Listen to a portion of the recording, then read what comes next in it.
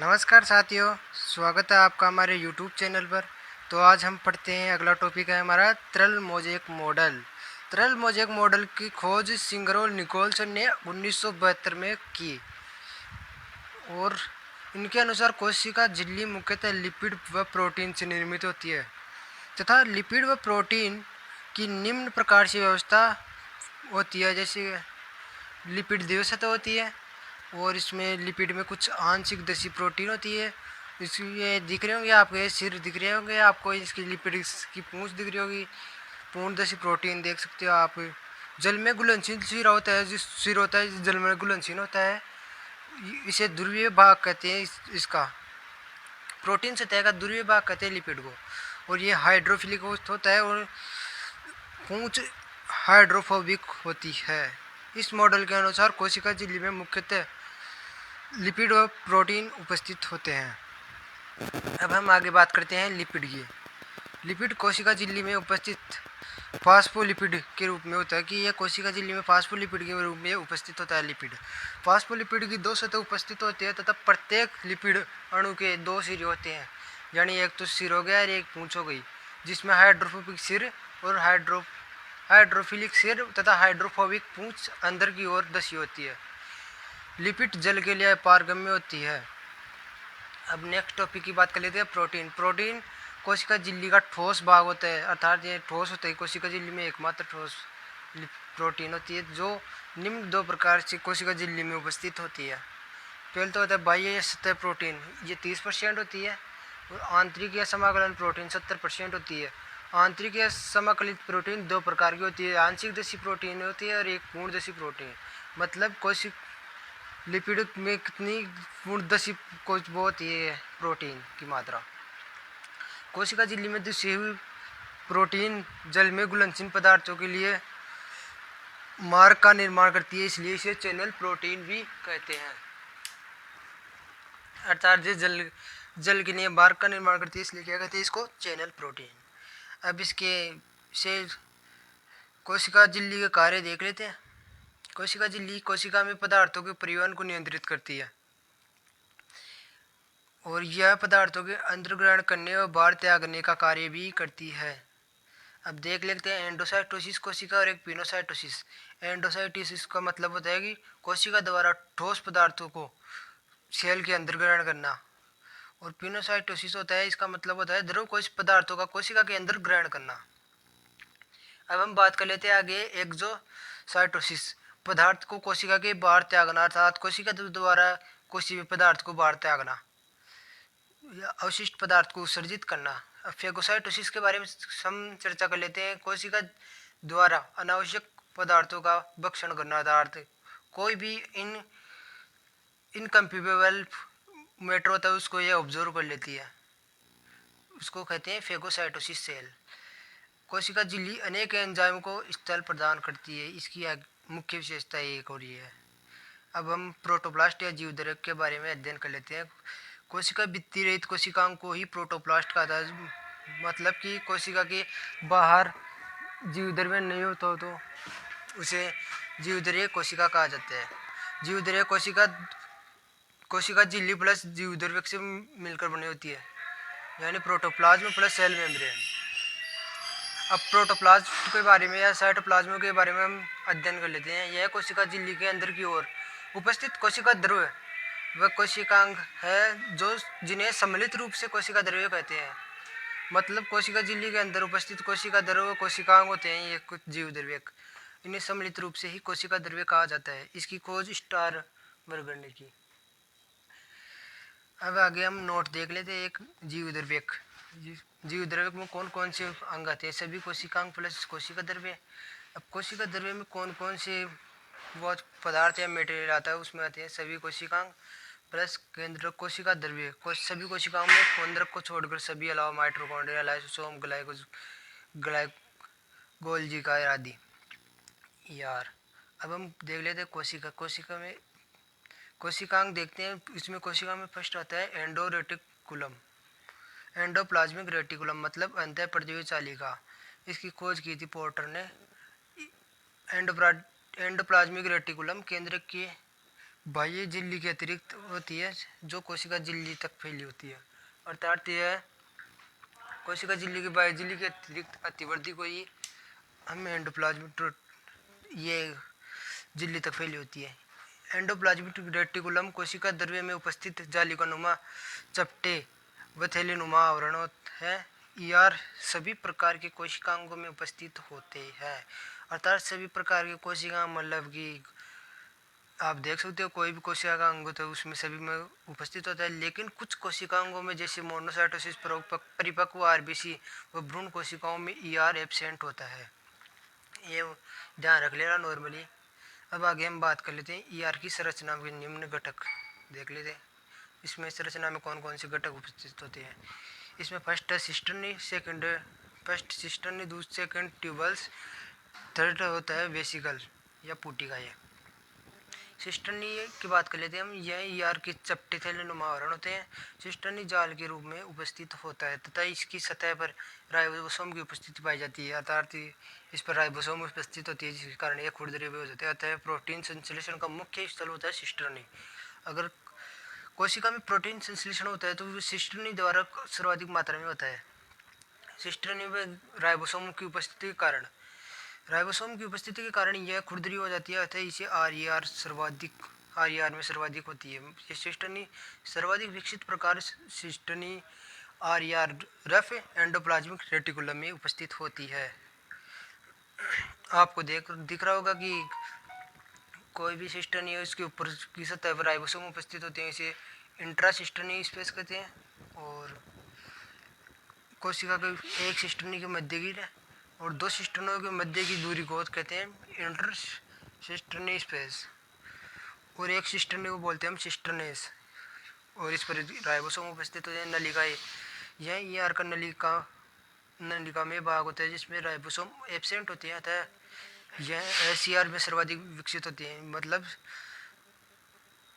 SER कोशिकाओं में सबसे अधिक मात्रा में विकसित होते हैं। नलिकाएं की सतह पर राइबोसोम की एब्सेंट पाई जाती है। एब्सेंट मतलब नलिकाओं पर राइबोसोम उपस्थित नहीं होता। अब हम बात कर लेते हैं आगे पुटिका यह ईआर का कणिका में भाग होता है। अर्थात यह ईआर में कणिकाओं के रूप में उपस्थित होता है जिसकी सतह पर राइबोसोम की उपस्थिति या एब्सेंट दोनों हो सकता है। मतलब राइबोसोम इस पर उपस्थित भी हो सकता है, अनुपस्थित भी। यह लिपिड और प्रोटीन निर्माण करने वाली दोनों कोशिकाओं में उपस्थित होते हैं। अर्थात ये लिपिड और प्रोटीन दोनों निर्माण करने वाली सेल्स में परिपक्व रूप में उपस्थित होता है।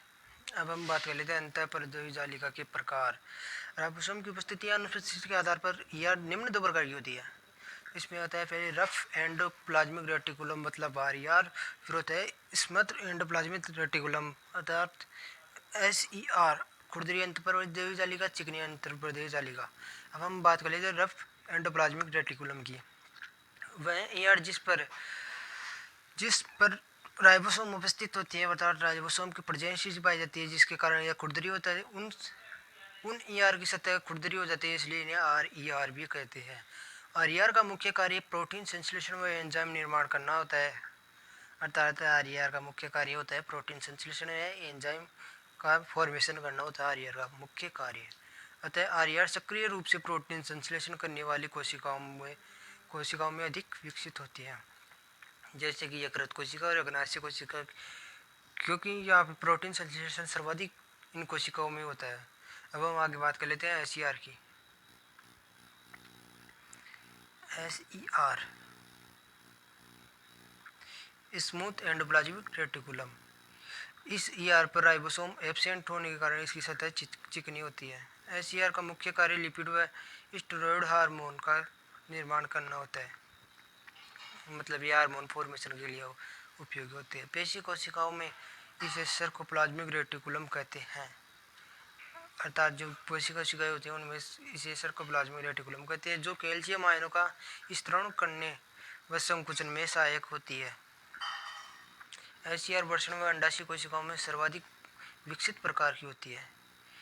ईआर के हम अन्य भाग देख लेते हैं। ईआर पादप कोशिकाओं में विभाजन के दौरान फ्रेगमोप्लास्ट का निर्माण करती है।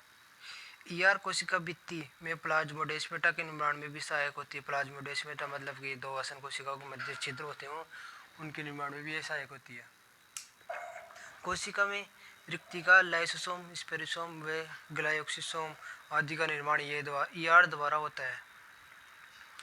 मतलब कि इन सभी रिक्तिका, लाइसोसोम, स्पेरोसोम इनका निर्माण ईआर द्वारा ही होता है फॉर्मेशन मतलब। अब हम नेक्स्ट टॉपिक की ओर चलते हैं। गोल्जी गाय। गोल्जी गाय यह केंद्र के पास उपस्थित गहरा विरंजित थैलीनुमा जाल होता है अर्थात यह थैली के समान दिखाई देता है, जिसको सर्वप्रथम केमिनो गोल्जी ने खोजा। इसकी खोज केमिनो गोल्जी ने की थी। गोल्जी गाय अनेक चपटी थैलीनुमा सिस्टर्नियों से बना होता है। मतलब अनेक प्रकार की कोश थैलीनुमा सिस्टर्नी कोशिकाओं से निर्मित बना होता है। जैसे कि आपने ईयर में पढ़ा था, सिस्टर्नी उसी आकार के होते हैं ये भी। प्रत्येक सिस्टर्नी का व्यास 0.5 से 1 माइक्रोमीटर होता है। सामान्यतः एक गोल्जिकाय में 8 से 12 सिस्टर्नियाँ होती है अर्थात एक गोल्जिकाय में 8 से 12 सिस्टर्नियाँ होती है, जोड़ा पाया जाता है इनका। पादप कोशिकाओं में इसे डिक्टियोसोम भी कहते हैं। ये वेरी इंपॉर्टेंट क्वेश्चन है कि डिक्टियोसोम किसे कहा जाता है। गोल्जिकाय का अन्य नाम डिक्टियोसोम कहते हैं इसे प्लांट सेल्स में। अब इसकी स्ट्रक्चर देख लेते हैं। जैसे कि शिशिया निर्माण करे सिरा ये उत्तल प्रकार का होता है और इसकी किनारे खुले हुए होते हैं। सिस्टर्नी देख लेगी आपको 8 से 12 माइक्रोमीटर लंबी।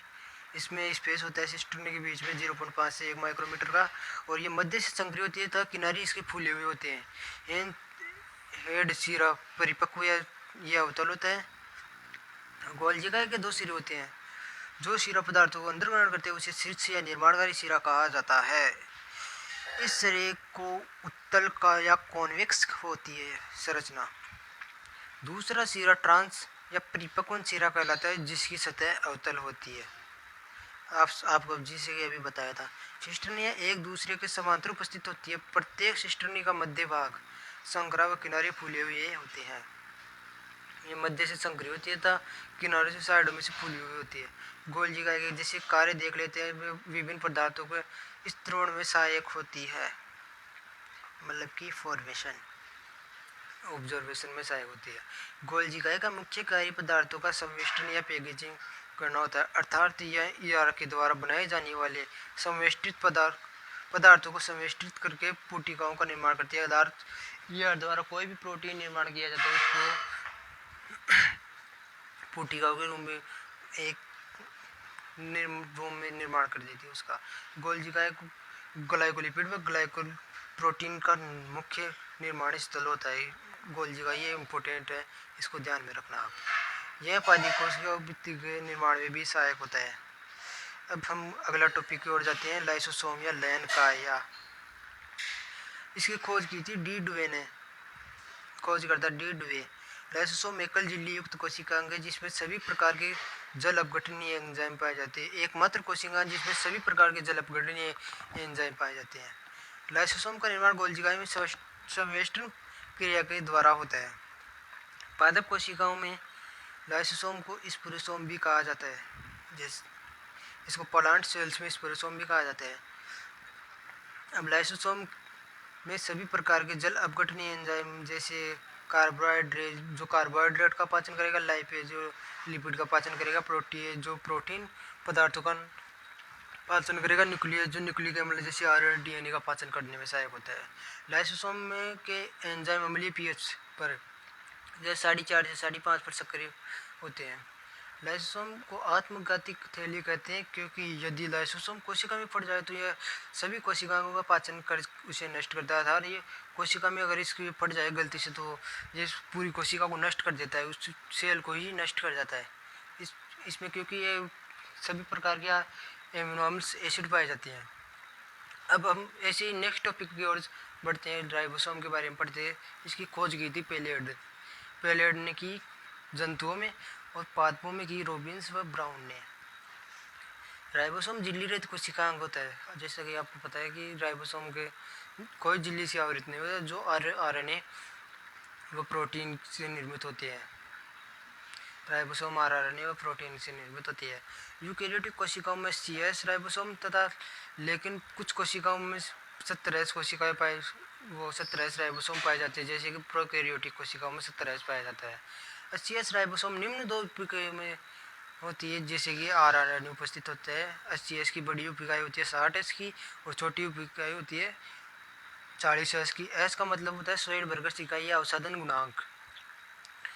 एस 60S की बात करें तो इसमें होता है 28S RRN, 5.8S RRN और 5S RRN, 5S RRN। और 40S की उप इकाई होती है 18S RRN, जो कि जेट 2022 में पूछा गया क्वेश्चन है कि 80S RRN की छोटी उप इकाई में कौन सा उपस्थित होता है वो। और ये आपस में दोनों उप इकाई 0.001 मिलीग्राम Mg+2 से मिलकर निर्मित होती है। राइबोजाइम में एकमात्र जीव जो राइबोजाइम 23S RNA उपस्थित होता है राइबोजाइम के अंदर। राइबोसोम यूकेरियोटिक कोशिकाओं में आरईआर तथा केंद्रक की बाह्य झिल्ली पर उपस्थित होती हैं। जैसे कि आपने पिछले टॉपिक में पढ़ाया था कि राइबोसोम आरईआर तथा केंद्रक की कोशिकाओं की बाह्य झिल्ली पर उपस्थित होती है। राइबोसोम का मुख्य कार्य एमआरएनए के साथ मिलकर प्रोटीन निर्माण करना होता है। जैसा कि आपने पढ़ा था कि सिस्टर्नी के ऊपर राइबोसोम पाई जाती है, वो भी प्रोटीन फॉर्मेशन के कर लिए उपस्थित होते हैं, इसलिए इसे प्रोटीन निर्माण की फैक्ट्री भी कहा जाता है। ये वेरी इंपॉर्टेंट क्वेश्चन है कि प्रोटीन निर्माण की फैक्ट्री या सर्वाधिक प्रोटीन का निर्माण राइबोसोम द्वारा ही किया जाता है। राइबोसोम एकमात्र कोशिका अंग जो प्रोकैरियोटिक व यूकेरियोटिक दोनों में पाए जाते हैं, कि ये प्रोकैरियोटिक कोशिका और यूकेरियोटिक कोशिका दोनों प्रकार की कोशिकाओं में पाए जाते हैं। अब नेक्स्ट टॉपिक की बात कर लेते हैं माइटोकॉन्ड्रिया, सूत्र कणिका, जिसे हिंदी में सूत्र कणिका के नाम से जाना जाता है। इसकी खोज की थी बच्चों कोलिकर ने, और इसका नाम माइटोकॉन्ड्रिया नाम दिया था सी वेंडा, तो अल्टमान ने इसे बायोप्लास्ट नाम दिया, फ्लेमिंग ने इसे फाइला नाम दिया। आपको मुख्य बात ध्यान रखनी है, इन दो का नाम ध्यान रखना है, एक तो माइटोकॉन्ड्रिया नाम किसने दिया और अल्टमान या बायोप्लास्ट नाम किसने, कौन से वैज्ञानिक ने दिया। अब हम पढ़ते हैं माइटोकॉन्ड्रिया यूकेरियोटिक कोशिकाओं का सबसे बड़ा कोशिकांग है, जिसको बिना अभिरंजित किए नहीं देखा जा सकता है। माइटोकॉन्ड्रिया को अभिरंजित करने के लिए जेन्स ग्रीन बी अभिरंजक का उपयोग किया जाता है। ये समुद्र की गहराई से प्राप्त होता है जेन्स ग्रीन बी है, और अभिरंजक जो उसके एक प्रयोग से ही हम माइटोकॉन्ड्रिया को देख सकते हैं। माइटोकॉन्ड्रिया लंबे बेलनाकार आकृति के होते हैं, जिनका आकार निम्न होता है। इसकी लंबाई होती है 1 से 4.1 माइक्रोमीटर और इसकी चौड़ाई होती है 0.2 से 1 माइक्रोमीटर। अब इसकी स्ट्रक्चर देख लेते हैं। माइटोकॉन्ड्रिया यूकेरियोटिक कोशिकाओं में पाई जाने वाली दोहरी झिल्ली युक्त कोशिकाओं का अर्थात इसे डबल लेयर में पाई जाती है। माइटोकॉन्ड्रिया परिपक्व आरबीसी अवायवीय श्वसन करने वाली कोशिकाओं को छोड़कर सभी में उपस्थित होते हैं। जैसे कि श्वसन करने वाली कोशिकाएं व अवायवीय श्वसन करने वाली कोशिकाओं को छोड़कर सभी में प्रेजेंट होता है। अब जैसे कि आपको माइटोकॉन्ड्रिया का डायग्राम दिख रहा होगा, इसमें 70 प्रकार का राइबोसोम है। इसमें आधात्रिया मैट्रिक्स उपस्थित होते हैं जो एटीपी निर्माण में सहायक होता है। अब दो माइटोकॉन्ड्रियल झिल्ली के दोनों झिल्ली के मध्य जो अवकाश होता है उसे पेरी माइटोकॉन्ड्रियल अवकाश कहते हैं, और इसमें अंगुलीनुमा प्रवर्तक को किस्ट्री कहा जाता है। इसमें डबल हेलिक्स या डबल तीव्र कुंडलित वर्ताकार डीएनए उपस्थित होता है। और अंगुलीनुमा किस्ट्री पर जो आपको छोटी छोटी कणिकाएं दिख रही होगी, इसको F1 F0 कण कहते हैं। अब आगे हम बात कर लेते हैं माइटोकॉन्ड्रिया की स्ट्रक्चर के डिटेल के बारे में। माइटोकॉन्ड्रिया की बाह्य झिल्ली सतत रूप से उपस्थित होती है, जबकि आंतरिक झिल्ली आधात्री में अंगुलीनुमा पर्वत होते हैं, जिसे किस्ट्री कहते हैं। मैंने आपको अभी बताया जैसे कि माइटोकॉन्ड्रिया की बाह्य झिल्ली की पारगम्यता आंतरिक झिल्ली की तुलना में अधिक होती है, अर्थात ये बाह्य झिल्ली सभी पदार्थों के लिए पारगम्य सर्वाधिक मात्रा में होती है, जबकि आंतरिक झिल्ली कुछ पदार्थों को पारगम्य करती है, कुछ को नहीं कर सकती। दोनों झिल्लियों के मध्य अवकाश को माइटोकॉन्ड्रियल अवकाश कहते हैं। जैसे दोनों झिल्लियों के मध्य जो स्पेस होता है उसको पेरीमाइटोकॉन्ड्रियल स्पेस कहा जाता है। आंतरिक झिल्ली पर उपस्थित अंगुलीनुमा पर्वत को किस्ट्री कहते हैं, तथा इन किस्ट्री पर छोटे छोटे कण जैसी संरचनाएं पाई जाती है, जिन्हें F0 F1 कण कहते हैं। माइटोकॉन्ड्रिया के अंदर उपस्थित द्रव को मैट्रिक्स या आधात्री कहा जाता है। मैट्रिक्स या आधात्री में 70S द्विकुंडलित वर्ताकार डीएनए उपस्थित होता है। ये आपको कॉमन बात है, कौन सा राइबोसोम पाया जाता है 70S। माइटोकॉन्ड्रिया की में उपस्थित राइबोसोम 70 इस प्रकार के होते हैं तथा लेकिन इस तंत्रियों में पाए जाने वाले माइटोकॉन्ड्रिया में 55 इस प्रकार का राइबोसोम उपस्थित होता है। जैसे मनुष्य, पशु, जानवर कोई भी देख लो जो स्तनधारी होते हैं। माइटोकॉन्ड्रिया में डीएनए व राइबोसोम की उपस्थिति के कारण प्रोटीन निर्माण की क्षमता पाई जाती है। इसमें भी प्रोटीन निर्माण कुछ मात्रा में प्रोटीन निर्माण की क्षमता पाई जाती है, लेकिन सभी प्रकार के प्रोटीन निर्माण में सक्षम नहीं होता। माइटोकॉन्ड्रिया को अर्धस्वायत्त कोशिकांग कहा जाता है, यह ध्यान रखने वाली बात है। अब हम पढ़ लेते हैं माइटोकॉन्ड्रिया को कोशिका को में कोशिका भी कहा जाता है, मतलब कि इसमें सभी प्रकार के ऑर्गन्स उपस्थित होते हैं। डीएनए, राइबोसोम, केंद्रिका झिल्ली सभी प्रकार के उपस्थित होते हैं। तो राइबोसोम को कोशिकांग में कोशिकांग कहा जाता है, अर्थात राइबोसोम पाया जाता है एक कोशिका में। कोशिका के अब एक कोश अंग होता है माइटोकॉन्ड्रिया। माइटोकॉन्ड्रिया के अंदर भी राइबोसोम प्रेजेंट होता है, इसी कारण इसको कोशिकांग के अंदर कोशिकांग कहा जाता है राइबोसोम को। माइटोकॉन्ड्रिया के इसके कार्य देख लेते हैं, वर्क या फंक्शंस। माइटोकॉन्ड्रिया मुख्य वायवीय श्वसन का कार्य करता है तथा ऊर्जा निर्माण करता है, इसलिए इसे कोशिका का शक्ति गृह भी कहा जाता है, पावर हाउस भी कहा जाता है। इसलिए सेल का आप ये वेरी इंपॉर्टेंट क्वेश्चन है, पावर ऑफ सेल।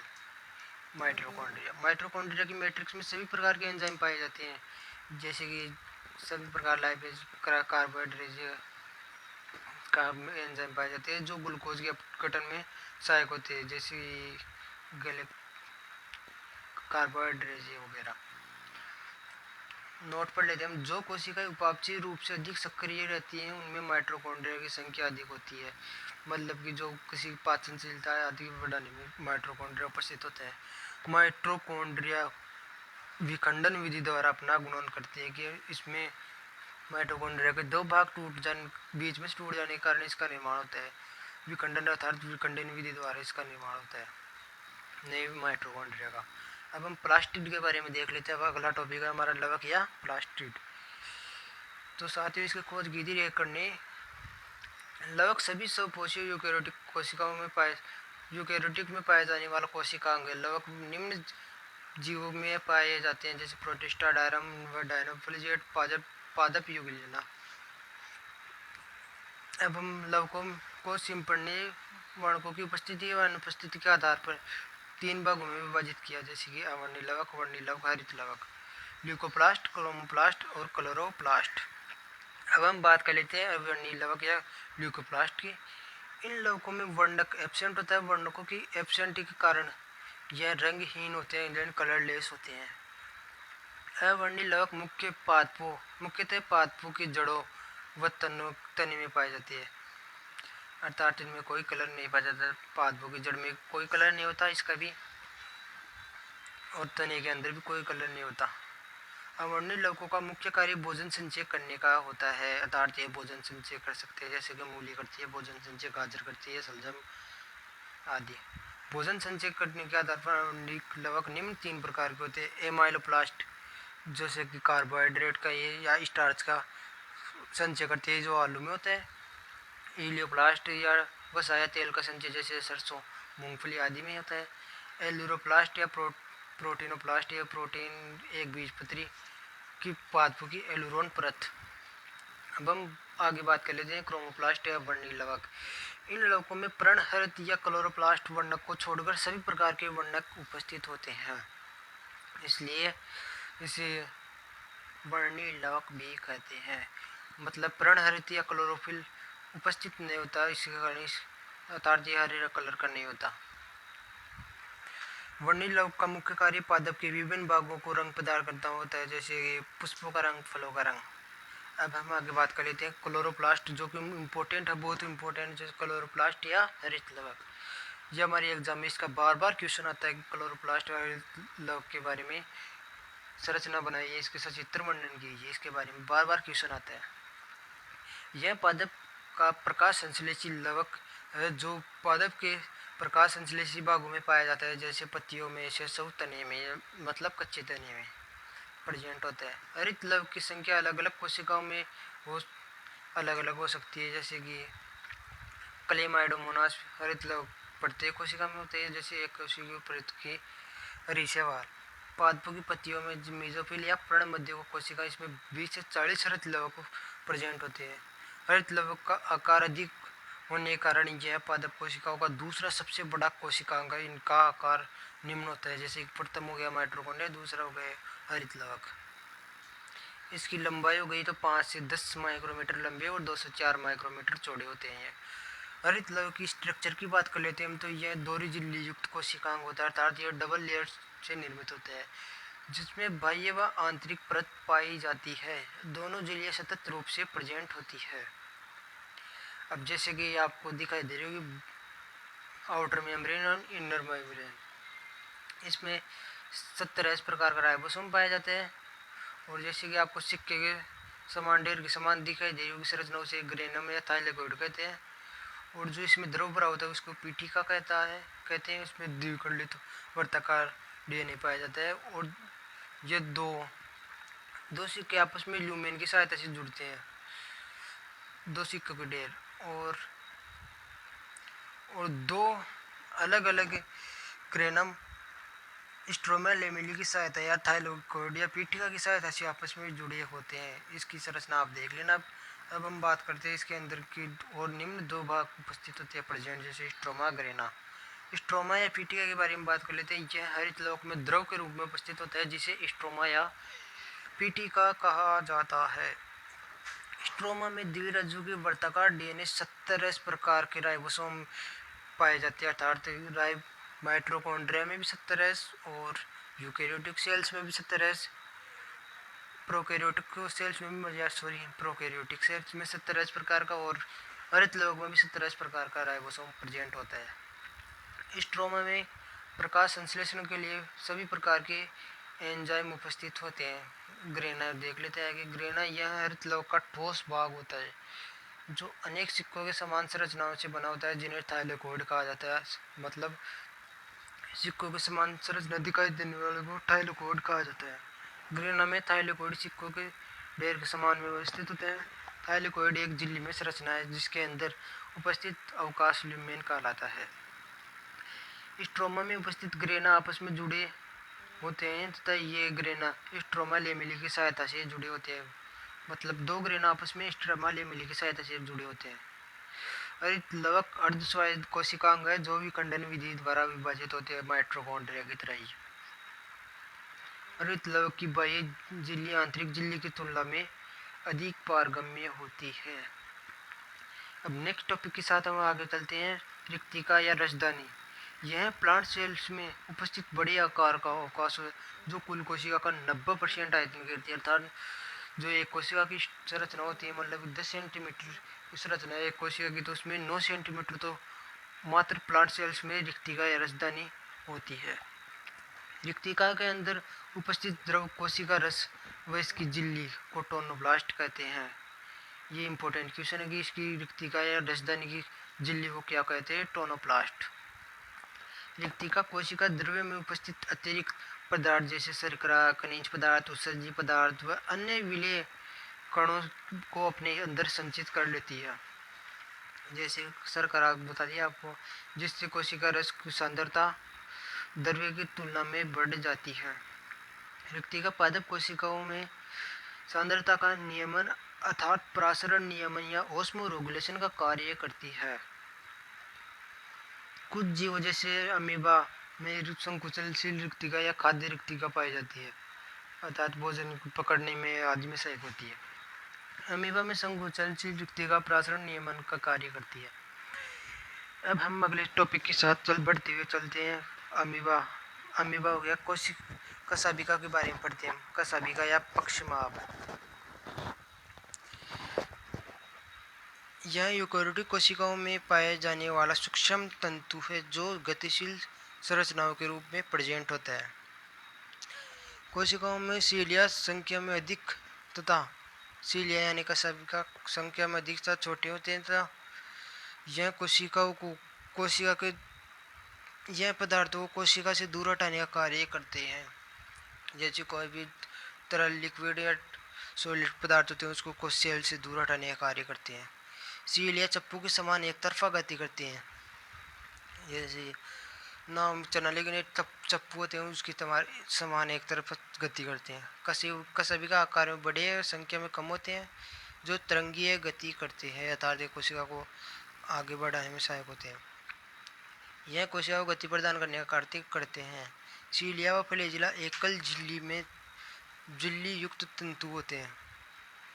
सीलिया फ्लैजिला का निर्माण सूक्ष्म तंतु या सूक्ष्म नलिकाओं द्वारा होता है। इन सूक्ष्म नलिकाओं की व्यवस्था सीलिया फ्लैजिला में विशेष प्रकार से होती है। अब आप सूक्ष्म नलिकाओं की व्यवस्था देख सकते हो 9+2 के रूप में। आपको दिख रहा होगा हरियर डंडा केंद्रीय सूक्ष्म नलिका, केंद्रीय आच्छादित अंतराद्विक सेतु और परिधीय सूक्ष्म नलिका। सीलिया फ्लैजिला सूक्ष्म नलिका से निर्मित होते हैं, जिनके प्रत्येक तंतु सूक्ष्म नलिकाओं की व्यवस्था जिनमें प्रत्येक तंतु में सूक्ष्म नलिकाओं की व्यवस्था होती है, अर्थात परिधि पर सूक्ष्म नलिकाएं व केंद्र में सूक्ष्म नलिकाएं। व्यवस्था 9+2 होती है अर्थात परिधि में 9 सूक्ष्म नलिकाएं तथा केंद्र में 2 सूक्ष्म नलिकाएं उपस्थित होती है।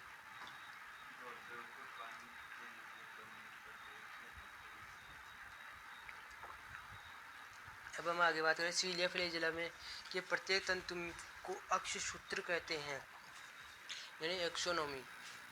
प्रत्येक अक्षसूत्र के बाहर की ओर झिल्ली में आवरण व अंदर की ओर सूक्ष्म नलिकाएं प्रेजेंट होती है।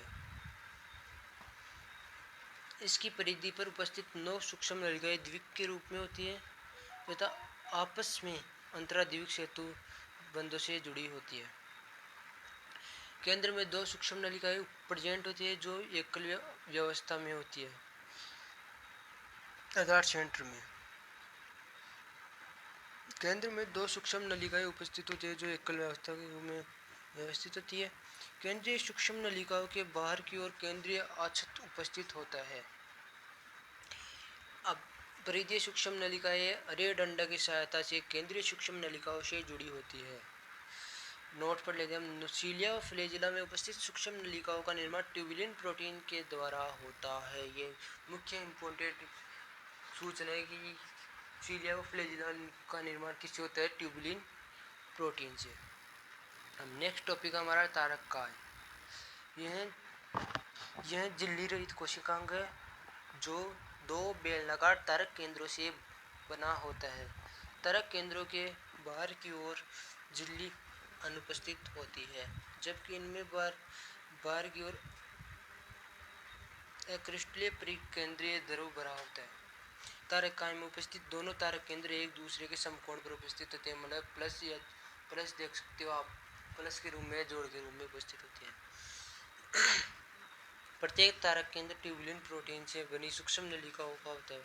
तारक काय का फॉर्मेशन होता है सूक्ष्म नलिकाओं के द्वारा बना होता है। यह तारक केंद्र में सूक्ष्म नलिकाओं की व्यवस्था 9+0 होती है, अर्थात सीलिया फ्लैजिला में होती है 9+2 और इसमें होते हैं 9+0 तारक सूक्ष्म नलिकाओं की व्यवस्था, अर्थात 9 सूक्ष्म नलिकाएं परिधि पर त्रिक के रूप में प्रेजेंट होती है तथा केंद्र में सूक्ष्म नलिकाएं एब्सेंट होती है। लेकिन तारक केंद्र का केंद्रीय भाग प्रोटीन से बना होता है, जिसे हब या दूरी कहा जाता है।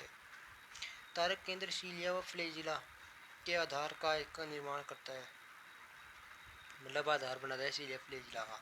तारक काय सामान्यतः कोशिका विभाजन के दौरान तरकु तंतु का निर्माण करता है।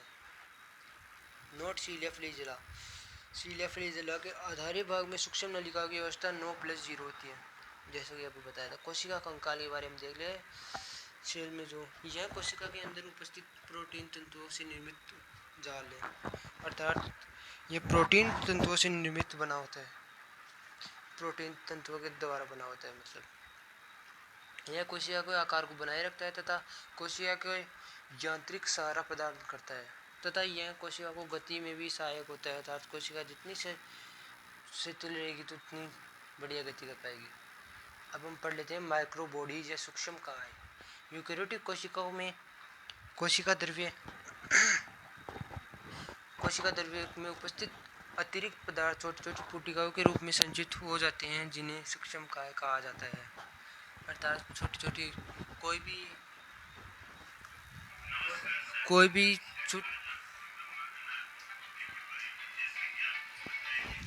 पुटिकाओं के रूप में उपस्थित होता है। इनके बाहर की ओर एकल झिल्ली आवरण उपस्थित होता है। अब केंद्रक के बारे में बात करें तो इसकी खोज की थी रॉबर्ट ब्राउन ने इसकी खोज की थी। केंद्र के अंदर ये कोने में केंद्रिका उपस्थित होती है। इसका डीएनए आनुवांशिक डीएनए होता है ये, और इसकी बाहरी सतह पर यार होती है। इसमें केंद्रीय छिद्र होते हैं। केंद्रीय द्रव्य को न्यूक्लियर प्लाज्मा कहा जाता है। परिकेंद्रीय अवकाश 10 से 50 नैनोमीटर का होता है। केंद्रक कोशिका का सबसे बड़ा कोशिकांग है। केंद्रक कुछ कोशिकाओं को छोड़कर सभी कोशिकाओं में प्रेजेंट होता है, जैसे परिपक्व आरबीसी, पादपों में चालनी नलिका आदि केंद्रक में अनुपस्थित होती है। केंद्रक में उपस्थित पदार्थों को फ्लेमिंग ने क्षार या विरंज से अभिरंजित किया तथा इसमें मिलने वाले दागनुमा संरचना को क्रोमेटिन नाम दिया। केंद्रक दोहरी झिल्ली युक्त कोशिकांग है, जिसकी दोनों झिल्लियां कुछ स्थानों पर आपस में मिलकर केंद्रक छिद्र का निर्माण करती है। केंद्रक छिद्र केंद्रक तथा कोशिका द्रव्य के मध्य का कार्य करता है। इस छिद्र से होकर आरएनए व प्रोटीन कोशिका द्रव्य व केंद्रक द्रव्य में आपस आ जा सकते हैं। केंद्रक की दोनों झिल्लियों के मध्य उपस्थित अवकाश परिकेंद्रीय अवकाश कहा जाता है। ये मुख्य याद रख लेना कि केंद्र के मध्य उपस्थित अवकाश को क्या कहा जाता है।